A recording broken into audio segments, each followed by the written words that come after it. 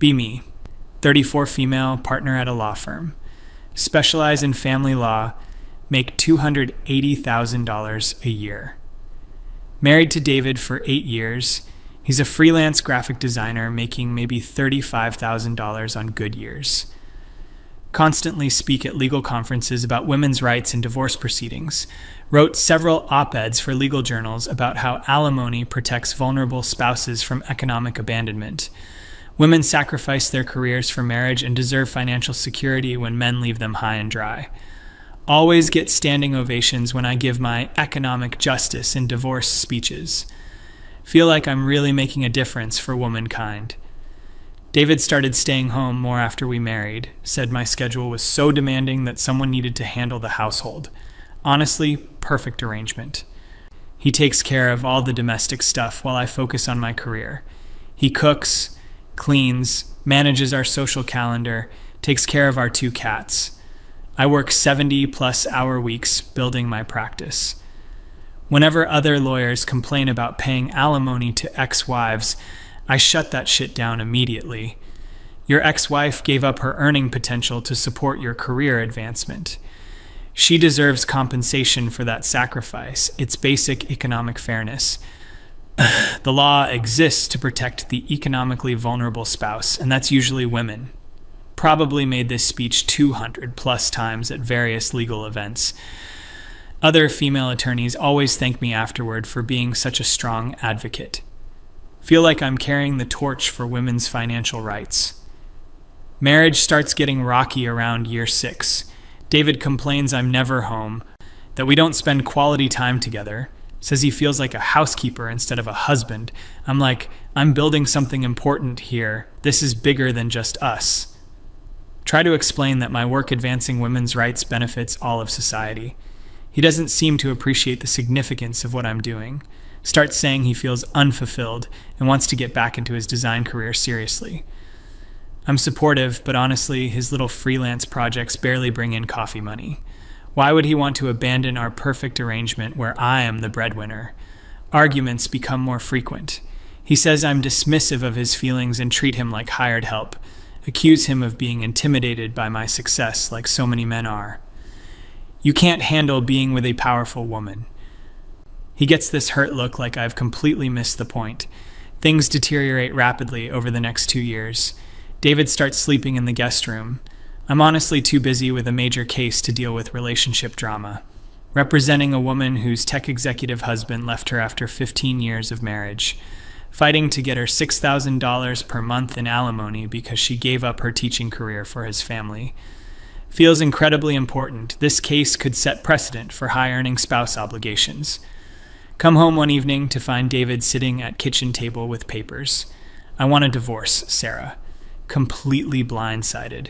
Apparently he's been trying to communicate his unhappiness for months. Honestly, don't remember him being that clear about it. I was dealing with major cases. When did he expect me to focus on his complaints? He's already contacted a lawyer, some hotshot family law attorney named Jennifer Walsh. Fucking Walsh. I know her reputation. She's ruthless. She primarily represents men in divorce proceedings. Always thought she was kind of a traitor to her own gender. Figure this will be straightforward, though. I make 8 times what David makes. I'll probably owe some minimal spousal support. Nothing I can't handle. And frankly, he deserves something for managing the household. My lawyer is confident this will be simple. Maybe $800 to $1,000 a month max, given the income disparity and short marriage duration. Prepare for court feeling totally prepared. David's lawyer starts laying out their case. Apparently, they're claiming he sacrificed his career growth to support my professional advancement. Say he gave up networking opportunities, turned down projects that required travel. Claim he provided essential domestic support that enabled my high earning capacity. This is exactly the argument I've made dozens of times for female clients. Starting to feel weird about this. Walsh is using my own legal strategies against me. She literally quotes one of my law journal articles about economic contribution of domestic labor. My own fucking words being used in court against me. David testifies about how he handled all household responsibilities so I could work long hours. talks about missing career opportunities because I needed someone to manage our life. Describes feeling like his role was to facilitate my success at the expense of his own growth. This is literally the exact testimony I've coached female clients to give. Judge is nodding along sympathetically. My lawyer objects, but honestly, Walsh has built a solid case. She's essentially arguing that David deserves compensation for his domestic labor contribution. The same argument I've successfully made for women countless times. Realization dawning that David actually did sacrifice significant career development. He's 36 now, been out of serious design work for years. His portfolio is outdated, his industry contacts have moved on. Fuck, this is actually a legitimate claim using the exact legal theory I champion.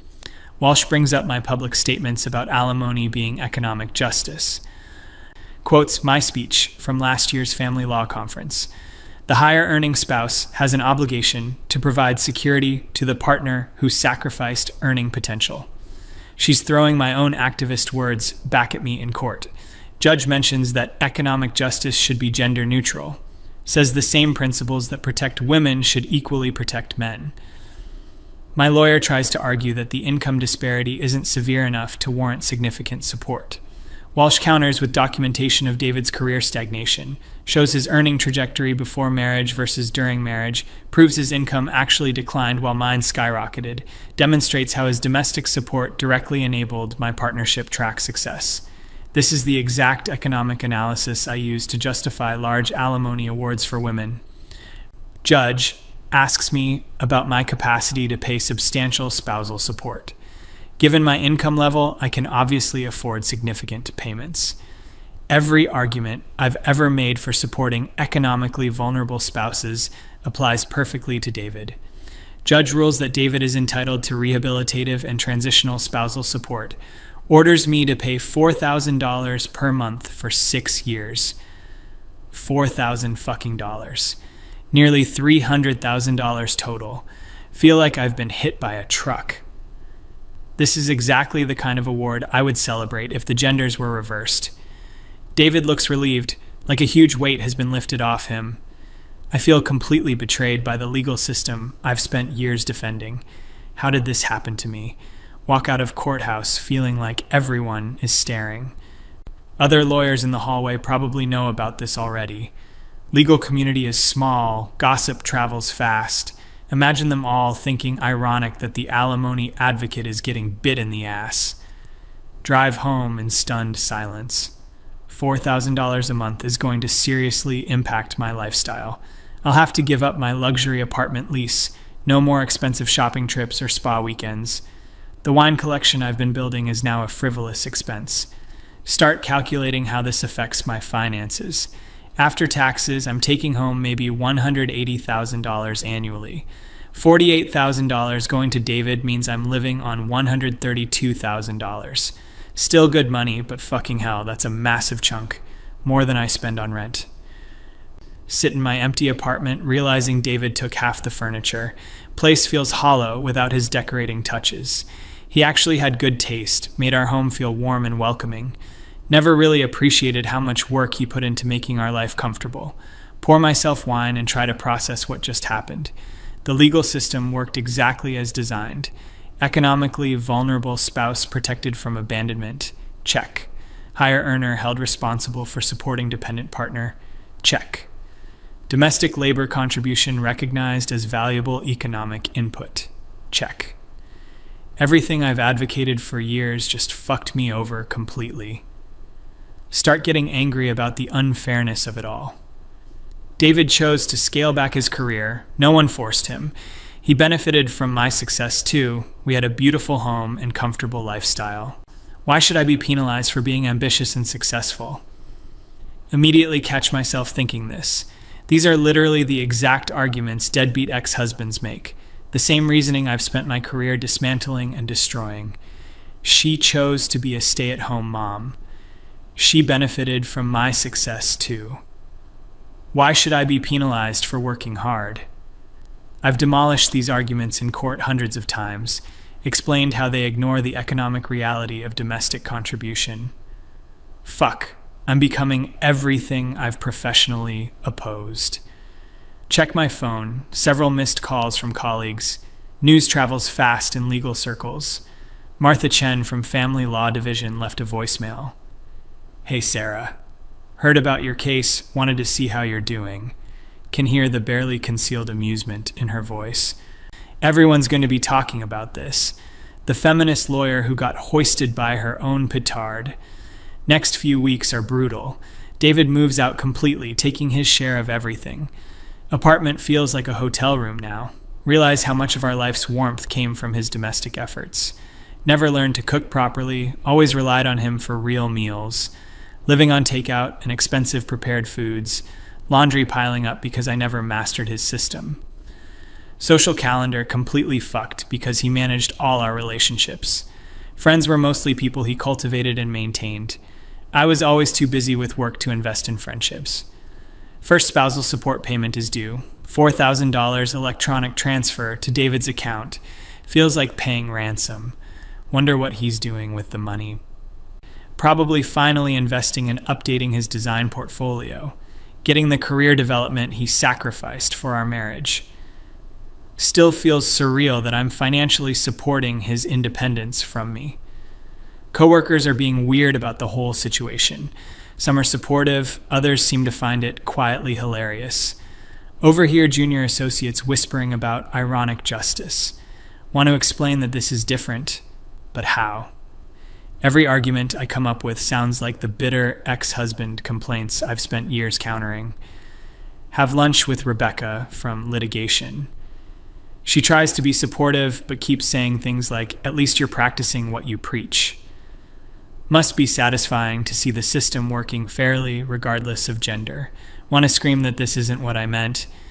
The laws were supposed to protect women from male economic abandonment, not create some gender-neutral wealth redistribution system, but saying that out loud would destroy everything I've built my career on. Catch myself resenting David's new freedom. He's posting on social media about new beginnings and rediscovering passion projects. Meanwhile, I'm working same brutal hours but with significantly less money. He gets to reinvent himself on my dime. Sounds familiar, though. This is exactly how bitter ex-husbands describe their situations. She gets to stay home and find herself while I work to pay her bills. I've always explained that this misunderstands the economics of domestic contribution, but living it feels completely different than arguing it. 3 months in, David texts me about potentially going back to school through. Wants to get certification in digital marketing to modernize his skill set.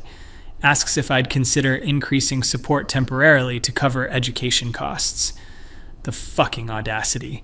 Start typing angry response about how $4,000 is already generous.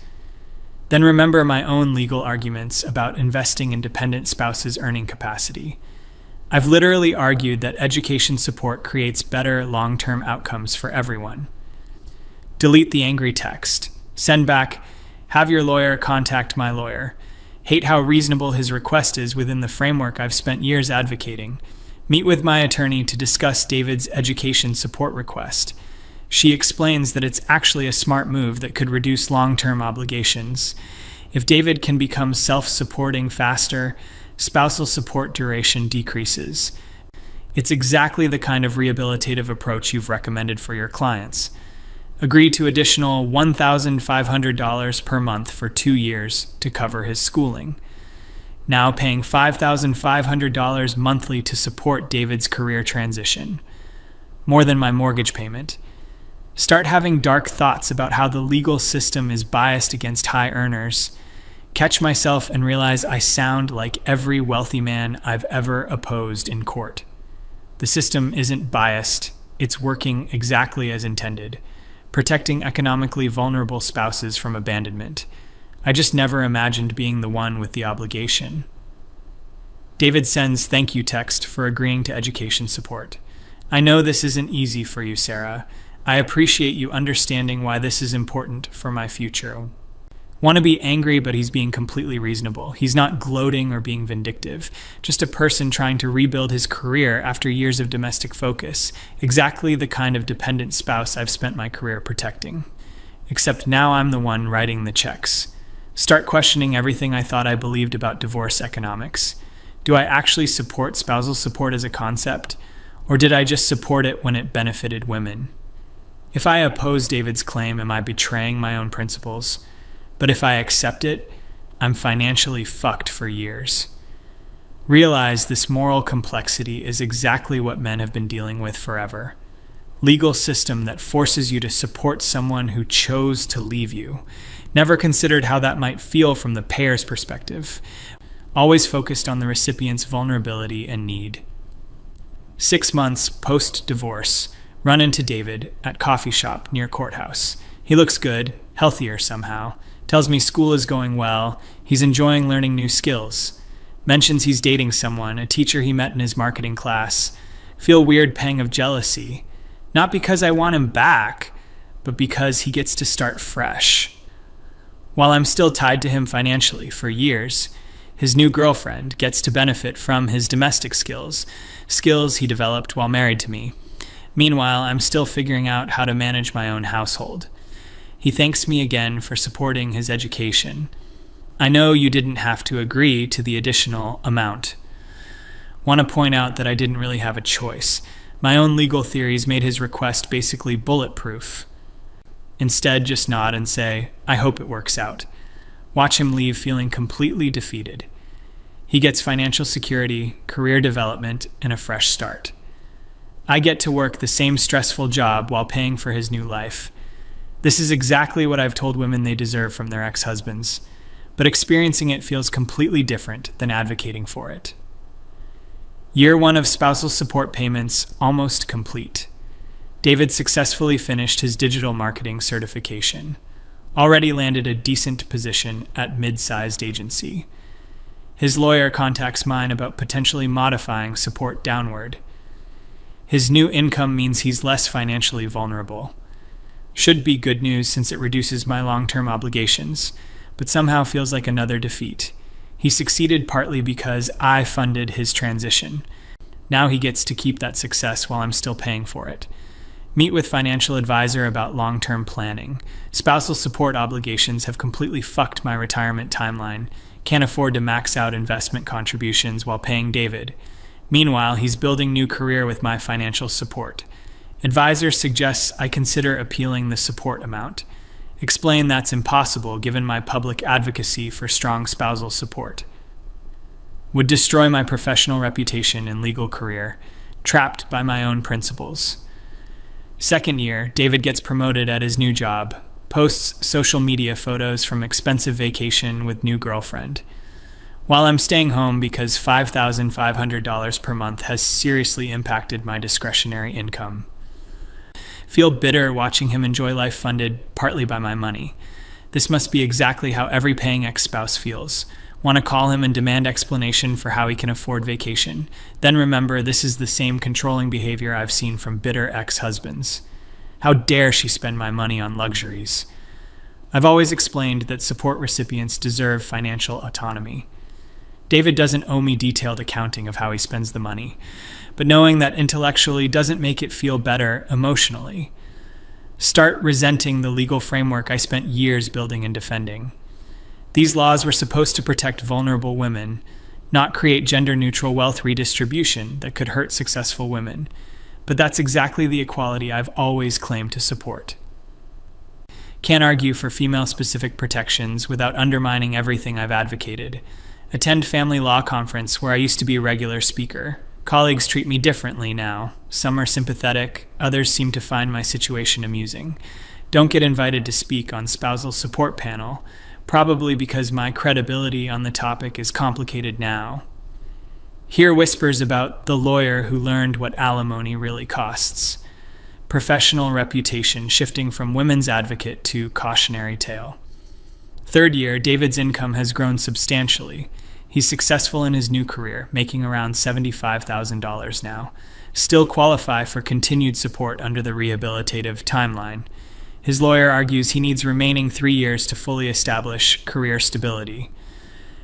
My lawyer suggests we could challenge this, argue he's sufficiently rehabilitated. But the precedents I've helped establish favor longer support periods. I've literally written about how rushed transitions harm dependent spouses. My own legal scholarship is being used to keep me paying longer. Realize I've created a legal framework that actively works against my current interests. Every argument I could make to reduce support contradicts positions I've taken publicly. If I argue David should be self-sufficient faster, I'm undermining every dependent spouse I've represented. But if I accept continued payments, I'm financially fucked for years, trapped by the very system I helped create and strengthen. 4th year, finally meet David's girlfriend at mutual friend's wedding. She's lovely, kind, clearly adores him. They're talking about moving in together. She mentions how much she appreciates that David handles most domestic responsibilities. He's amazing at making a home feel warm and welcoming. The skills he developed during our marriage are benefiting someone else, while I'm still paying for him to have learned them. Watch them dance together, looking genuinely happy. Feel complicated mix of emotions. Glad he found someone who appreciates what he brings to relationship. But bitter that I'm still financially supporting the domestic skills he's now sharing with her. They'll probably get married eventually, maybe have kids. David will likely become primary domestic partner again. Same pattern as our marriage, except with someone who values his contribution. Meanwhile, I'll still be making support payments for his previous domestic service to me. Until I've paid over $250,000 for 8 years of housework and emotional labor. Math I've done for female clients dozens of times. Always seemed fair when I was calculating what men should pay. Feels astronomical when I'm the one writing checks. 5th year, David and girlfriend get engaged. He posts long social media essay about finding someone who sees partnership as true equality. Obvious dig at how he felt undervalued in our marriage. Comments full of friends congratulating him on finding real love. Implicit message being that what we had wasn't real love. Want to respond that I loved him. I just had important career priorities. But that sounds exactly like the dismissive attitudes I've criticized in workaholic husbands.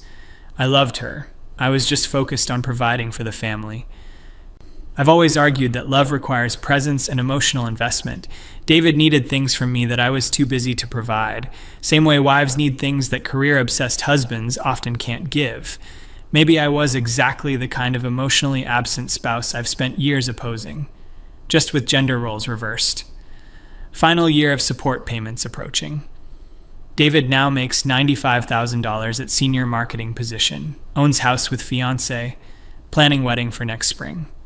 I'm still in same apartment, still working brutal hours, still single because dating is impossible with work schedule. Haven't learned domestic skills David tried to teach me. Living space is functional but cold, no energy to invest in making it feel like home. Realize I've become exactly the stereotype of successful but personally unfulfilled professional. Same type of person I used to criticize for prioritizing career over relationships. Except now I understand how it happens. Work demands everything. Personal life becomes secondary. Success requires sacrifices that aren't obvious until it's too late. Make final spousal support payment on exact 6-year anniversary. Transfer $4,000 to David's account one last time. Total paid $294,500 for education and rehabilitation support, more than many people make in 5 years. David sends thank you text. I know this wasn't easy, but your support really did help me rebuild my life.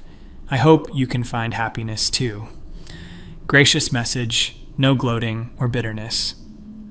He's genuinely grateful and wishes me well. Makes it harder to stay angry at him. He didn't scheme to take my money. He just used the same legal protections I've spent my career defending.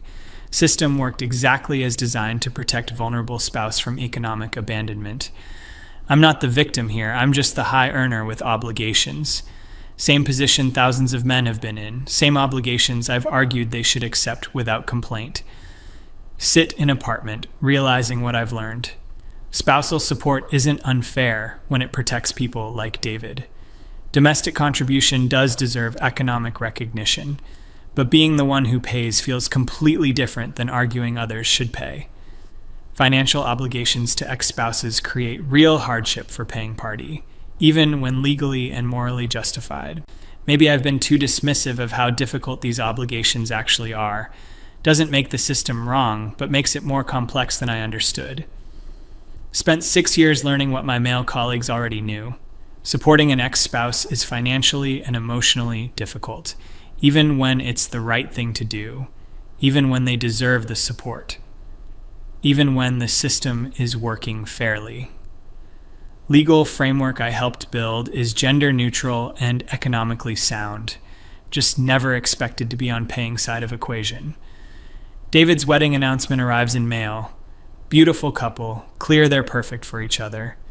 He found someone who appreciates his domestic talents, someone who values partnership over professional advancement. Meanwhile, I'm still working 70-hour weeks at same firm, still making good money, but completely alone. Wonder if I learned wrong lessons from this whole experience. Maybe problem wasn't spousal support system. Maybe problem was how I approached marriage and partnership, treated David like support staff instead of equal partner. Prioritized my career advancement over our relationship health. Same mistakes I've criticized workaholic husbands for making. But when I did it, I told myself it was about advancing women's rights, that my career served larger purpose beyond personal success. David needed things I was too busy to provide. Emotional presence, shared decision-making, genuine partnership. I gave him financial security, but not respect or attention. Exactly the dynamic that destroys marriages regardless of gender. Maybe paying spousal support was appropriate consequence. Not because system is biased against high earners, but because I failed as partner in ways that had real economic impact on him. His career suffered because I treated our marriage like business arrangement. My success enabled by his invisible domestic labor. Support payments were compensation for that contribution. Same economic logic I've used to justify awards for female clients. David deserved financial security while rebuilding career I helped derail. System worked correctly. I just didn't like being held accountable. Reflection after 2 years post-payments. David happily married, successful in career, seems genuinely fulfilled. I'm financially stable again, but still professionally and personally isolated. Learned to value domestic skills and work-life balance, but maybe too late to apply lessons in meaningful relationship. Don't regret advocating for spousal support laws. They protect economically vulnerable people in legitimate ways, but understand now why paying spouses often feel bitter. Financial obligations to ex-partners are difficult regardless of gender. Legal system can be fair and still feel personally devastating. Maybe that's just the cost of economic justice in divorce. Someone always pays, literally and figuratively. This time it was me, and honestly, probably deserved it.